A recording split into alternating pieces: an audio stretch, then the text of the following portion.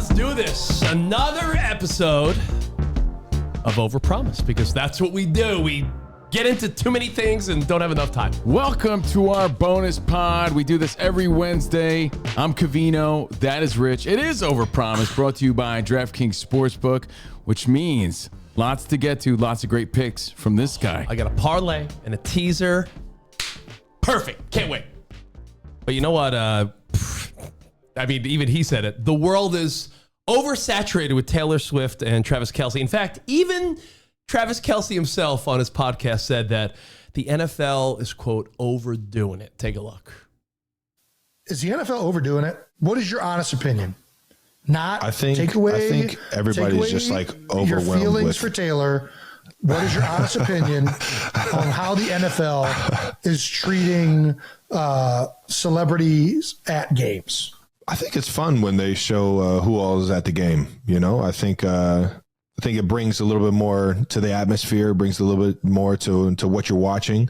But at the same time, I think they're overdoing it. They're overdoing it a little bit. Even he said it. They're overdoing it. And we're starting to get that vibe. We're not rooting against them at all. We actually like the love story, but we're starting to feel it. So we're going to talk about, are they overdoing it or not? We got like 6, 7, 8, 10 other examples to get to, and you could play along in a few minutes. And again, Rich's picks. But you have another Taylor Swift story. By the way, you're over Taylor Swift conspiracy. You're overdoing it. Yeah. They're not all about Taylor Swift, by the way. They're all just in the world of sports. Yeah. How about this kick-ass chain I'm rocking? Overdoing it. I'll be honest. I mean, the Onyx matching earrings, overdoing it. What do you think?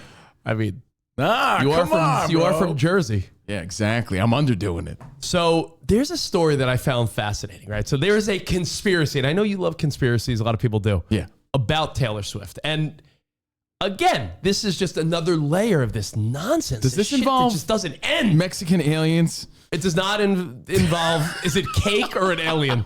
Is it cake? No. Does this involve UFOs? This is, why did Taylor go to a second game? This time she went all the way to New York, MetLife in New Jersey. Speaking of overdoing it, I thought that was odd because there was so much hoopla around the first game, right? Yeah. Like, man, so much media attention. I would have thought she would have backed off a little bit because we didn't expect her to be at that Bears game. And we called it. We said if there's going to be a game she goes to, it has to be a game where they win easily. But it fell early in the relationship. Yeah. It got so much attention. I was shocked that she'd go there again and just take it all in. Well, as we know, ratings were higher than ever. Sunday Night Football. The Swift effect is real. But enough about that shit. Here's what my point is. Here's the conspiracy. The conspiracy. There's a reason Taylor went to the Chiefs-Jets game.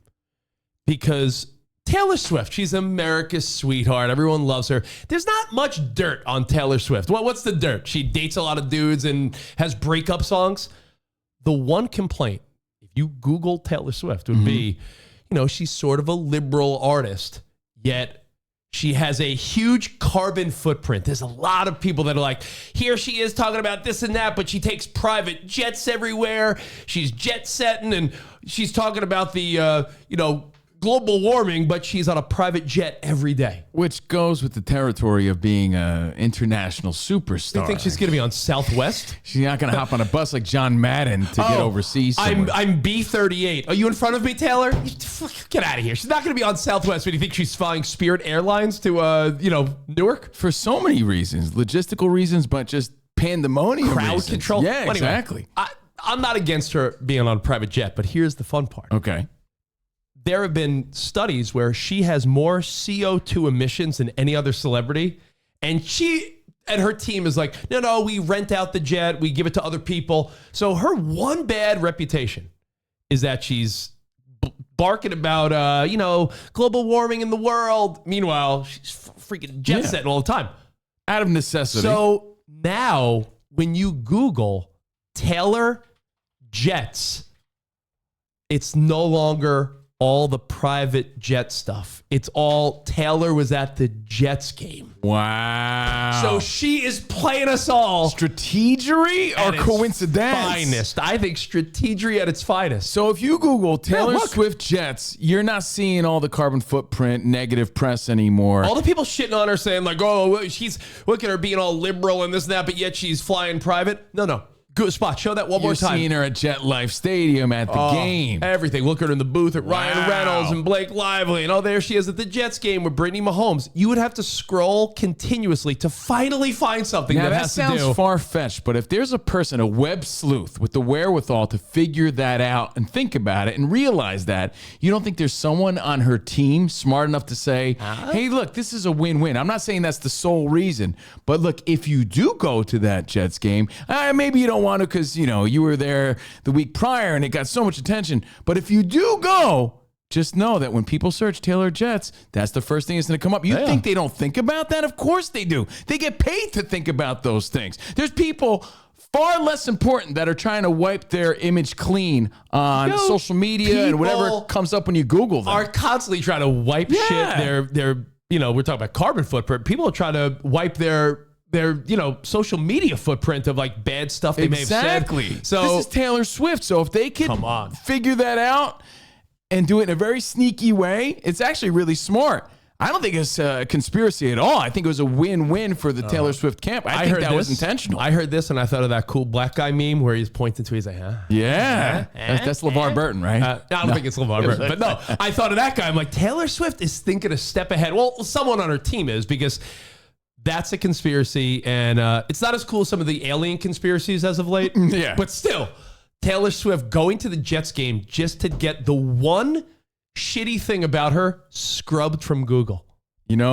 Very smart, very sneaky. Good for you, Taylor Swift camp. I'm buying into this one. I'm in. Yeah, I'm in all the way. Well, listen, in a little bit, we're going to get to what else is being overdone in the world of sports other than Taylor Swift and Travis Kelce. But right now, it's time to make my picks of the week, courtesy of DraftKings Sportsbook. I got a teaser and a parlay that I think are, I hate to say locks. They're freaking locks. These are good picks. Are you ready for this? You're overdoing it. I'm overdoing it now? You're overpromising. Maybe I am overpromising. No, actually, you've been doing great, so let's go. All right, so I got a parlay and a teaser. I want to start with the parlay. I've been rolling with some of these moneyline parlays, and we're going to start with the Bengals at the Cardinals. Now, Joe Burrow played let's be honest, like donkey shit last week. But it was more the offensive line, right? It was the offensive line that couldn't protect him. The guy is fighting for his life. He's not happy about that. Jamar Chase, we're going to talk about him. So the Bengals are at Arizona. If they have any chance to keep this season going, listen, the Bengals may have a down year, sneak into the playoffs, might not make the playoffs. That line is awful. But if they have any hope, they're now 1-3. You can't be 1-4. No. If you're 2-3, you're still in the mix. Yeah.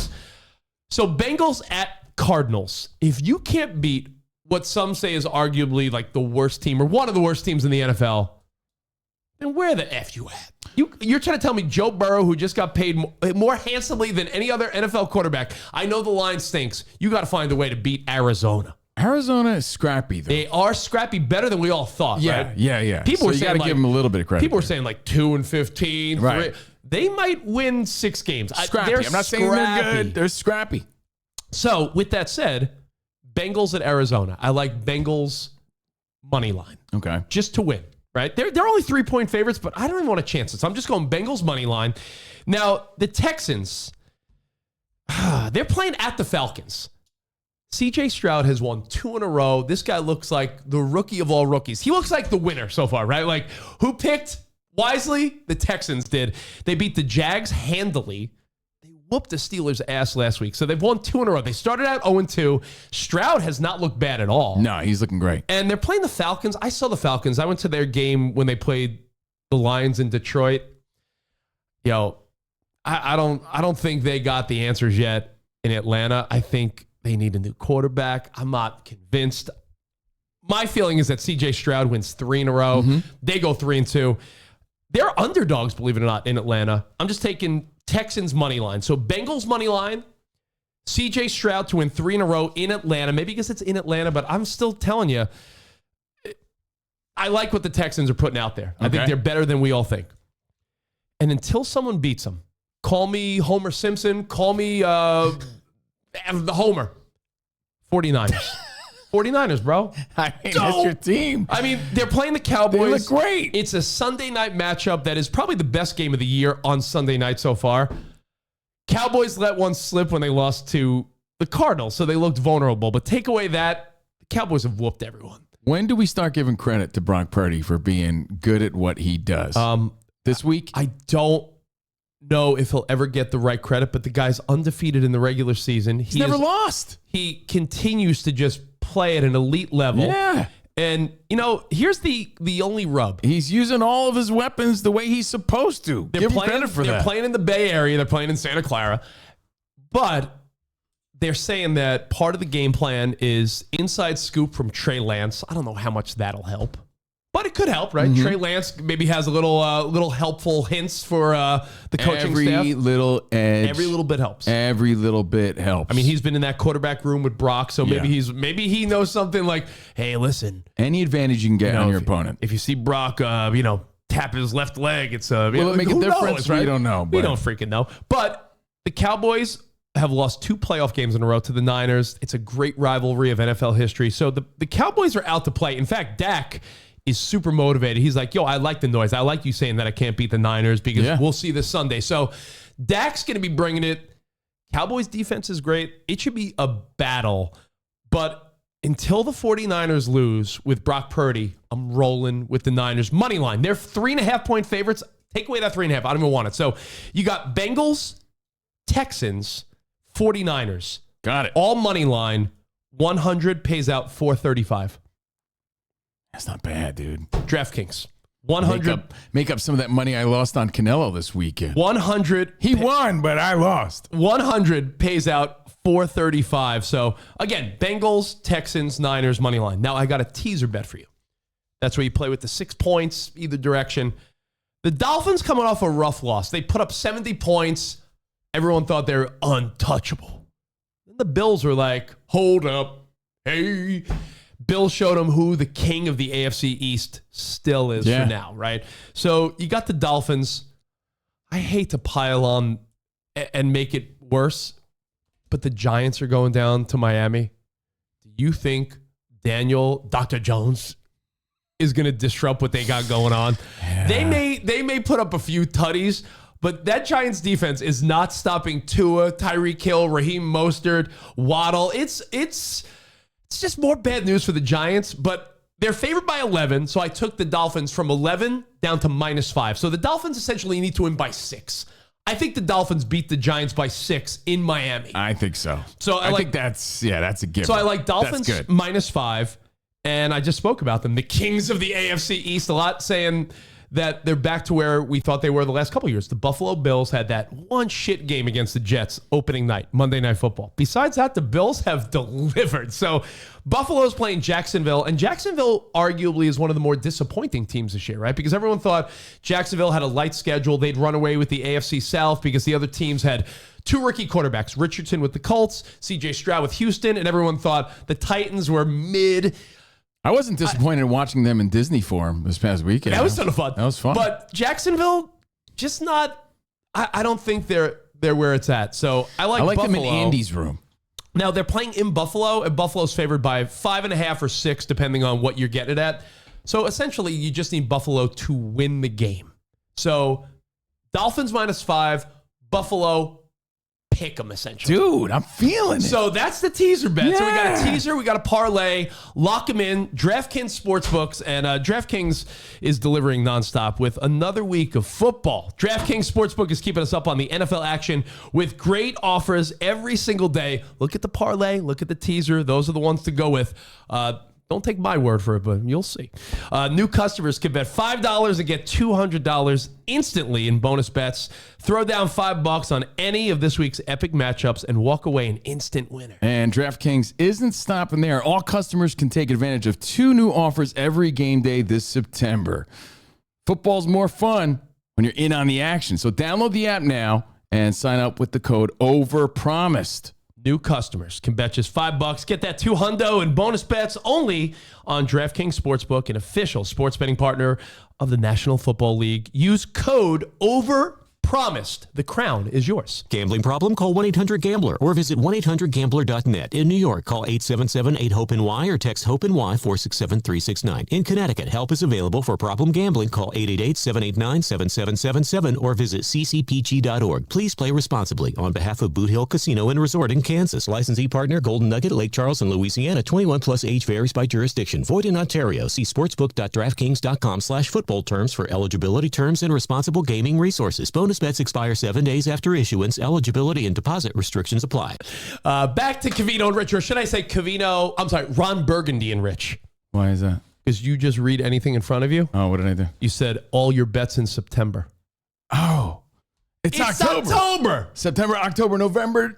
Just overpromised. There you go. Use your code All DraftKings Sportsbook. Bring it. So thank you, 4th DraftKings. of October. Thank you, DraftKings Sportsbook. Now, someone didn't pay their mortgage. yes. Oh man, my bills are October. late. So guys, we talked about it before. Another Taylor Swift story today is Kelce on the New Heights podcast saying that even he thinks the NFL is overdoing it. We've gotten that vibe, but the NFL is going to lean into it regardless of what the Kelces think, because I said they to had you, 27 million people viewing. Stars are coming out. They want to capture all this. They want to capitalize. 29 million people at its height. 29? So look at it this way. We have the same dilemma. Nelly style. Kelly Rowland, great song. We have that dilemma because here on Fox Sports Radio and our podcast Overpromised, if you've noticed, our video clips that we put on Instagram and TikTok and Facebook, the ones involving Taylor Swift do have more views. So we're in that catch-22 as well. Like, we're over it. That's the Taylor Swift effect. The it's the- Swifties come out in droves. Shit, and anything she does, they're all about. So, it's almost like when you're putting content out there, do you lean into what's popular? Because Taylor Swift is the shiz bam snappy right now. And the NFL... Well, it's like Nickelback. People say they don't like it, but they're still selling over 10 million albums. Somebody's buying them. So people aren't admitting that they love the Taylor Swift juice. So here's the thing. The NFL overdoing it with Taylor Swift. What are the other things that are being overdone in sports? So let's play a little game of, are they overdoing it? Got one. Ready? All right, let's go. This week, one of my favorite stories is Jimmy Butler. I love Jimmy Butler. Buckets. But he comes out. Remember last year he came out with the dreads. This year he comes out with the emo hairdo. Dude, I don't want to be the guy that's like, time's flying, but the NBA's starting again. I feel like we just watched Jokic dominate the NBA Finals. We're almost there again. So is he overdoing it? Clearly he's joking. I think he's trolling everybody, and it's funny because look how quick social media jumps on it. It's all over the place. He easily plays social media, and he's all over. So is he overdoing it? He's overdoing it with the hair. But he's intentionally overdoing it. Yeah, he's got that little Nicky. Little Nicky. It's more like the Sandler. Because tonight will be the night that I will fall for you over again. Yeah, he looks like he should be in the Fallout Boy or something. I'll put it this way. If he was serious about it, then he'd be overdoing it. I think he's doing it just right. I like how he plays with the media. Jimmy Buckets, from the coffee company to the, to all his postseason heroics and vibes. I think Jimmy Butler can never overdo it for me. I like Jimmy Buckets. All right, how about this one? Jamar Chase. We were talking about Joe Burrow before. Is he overdoing it by chirping loud? It's a little awkward because Joe Burrow's his boy. They go back to college. They go back. And when they're asking him about being open, he seems a little angry about it. Take a look. 4 games this season. Do you feel like you've had less time to get open and create space for yourself? Nah, I'm open. I'm always open. Excuse my profanity. I'm sorry. I'm always being honest. I'm always effing open. But get this, no touchdowns this season yet. He's got 22 career tutties. Sorry, fantasy football people. 29 receptions for 284 yards, 0 tutties. I think he has to make it clear that, it's not me. I don't think he's overdoing it at all. I don't. I think it's in a wide receiver's nature to be a bit of a diva and be a bit outspoken. Well, it goes back to the days of Keyshawn. Give me the damn ball. I mean, this goes back 20, 30 years. Receivers have always been I'm open, give me the ball. If you only saw me. Listen, I get it. A quarterback's got 300-pound mammoths and beasts running at them. But how many times do you see a receiver like his hand up, like I'm open? Yeah, chirping is part of the makeup of a wide receiver. It's now, the hot position, man. As of now, I don't think he's overdoing it. We'll see how it escalates, how it continues. As of now, he's expressing how he feels. I'm fine with it. Can you imagine being the guy that's like in a high-end fantasy football league? Like we're talking like, those guys that like tens of thousands of dollars, like the big boys. Yeah. Someday, Rich. Imagine if your fantasy team was, and you probably started the season like, yo, I'm gonna dominate. Imagine you had Aaron Rodgers, Nick Chubb, Jamar Chase, like guys that are injured or under-delivering. You must feel like Garbaggio. All right, next one. Are they overdoing it? NFL Kelce Swift style. The piling on of Zach Wilson. It started 100,000,000,000%. Yeah, well, it started with the fans, right? And then Joe Namath comes out. Struggling. Like, he's disgusting. Get rid of him. You got the legends. And then this week, Rodney Harrison coming out. Yeah, trying to even poke Chris Jones to he talk called some him garbage. He said straight up Trash. garbage. And then he tried, like you said, to bait Jones into saying more. And he said that he wasn't special. The kid had a good game. Like, let's focus on the positives here. I think Are we the piling whole- on too much? Are we overdoing it with the hate? I think we're overdoing the Zach Wilson is trash, and I'll tell you why. Because he was not the projected starter. Exactly. He's not a guy that was going to be the starter and is just not delivering. He's the starter because Aaron Rodgers had a freak injury on the 4th play of the season. Zach Wilson was a project. He was a number 2 pick, so the expectation was high, but we already saw that story. He's not ready. Bring in Aaron Rodgers. This is the contingency plan. What did you expect? This guy to light it up? That's why you got Aaron Rodgers. So I sort of feel like it's fun to root for Zach Wilson to turn around. In fact, I hope that Chiefs game was the start of something. I really hope he got a little confidence. Agree with you, and I think we have overdone it, the hate on Zach Wilson. And a lot of players are chirping back, like Micah Parsons this week, saying, hey, man, that's not cool. Let's use our medium. Let's use social media to lift people, not bring them down. He had a good game. Let's focus on that. And this is the week that we did say we were looking forward to. Because it's Zach Wilson. It's not Aaron Rodgers, but it's Zach Wilson. Who's his offensive coordinator? Nathaniel Hackett. Who said Nathaniel Hackett's shit? Sean Payton. Oh, yeah. Jets at Broncos. Oh, so yeah. if you're ever going to root for Zach Wilson, this is the week. Imagine this young kid beats Russ and Sean Payton in Denver. Let's go Jets. I'm going to put on my Fireman Ed helmet, and I don't even care. Jets, Jets, I'm glad you brought that Jets. up, too, because that's what makes it different. Expectations are valid for Russell Wilson. You know what I mean? No one expected Zach Wilson to even be starting, let alone playing well. So I think we are overdoing it there. All right, next one. We were there, bro. We were there in Vegas representing Fox Sports Radio. Yeah. We were there for Canelo Charlo. This week, they asked Canelo, leading up to the fight, what's your favorite word? Here's what he had to say. Canelo. Oh, you're learning English now. Sense? I don't hear that much. It's bad words. Favorite American curse words?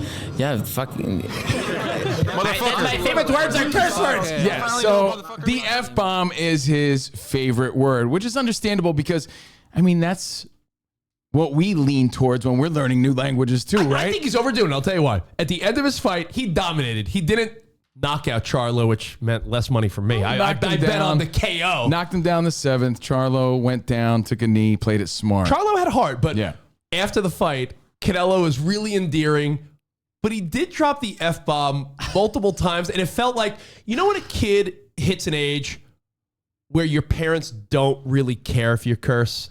Like if you're 16 or 17 and you're like, oh shit, mom, you're like, oh, she didn't yell at me?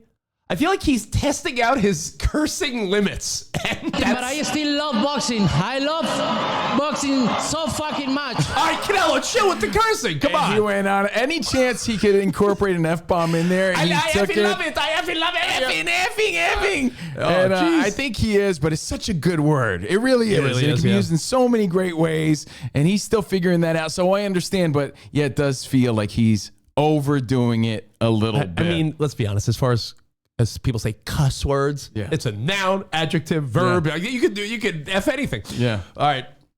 That's what she said. All right. How about this? The MLB playoffs are in full effect.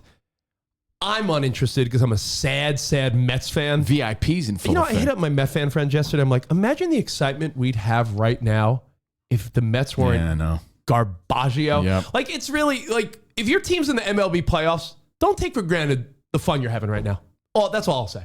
But they have unleashed. They've unveiled new food for the playoffs. And I just wonder if they're going a little overboard. Are they overdoing it with the Schwarburger and like these special donuts?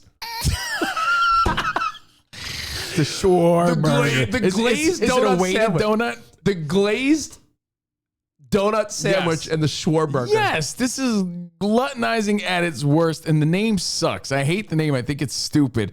Look, I love specialty items. I love when they try new things. I think it sounds cool. The Schwarburger? Schwarburger just sounds so dumb. It does.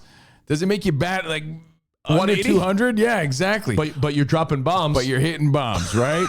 So yes, I think they are overdoing it. Like we're a little overweight as a society, so I think we're overdoing it. I love crafty food, specialty items. Like, oh, I'll try that.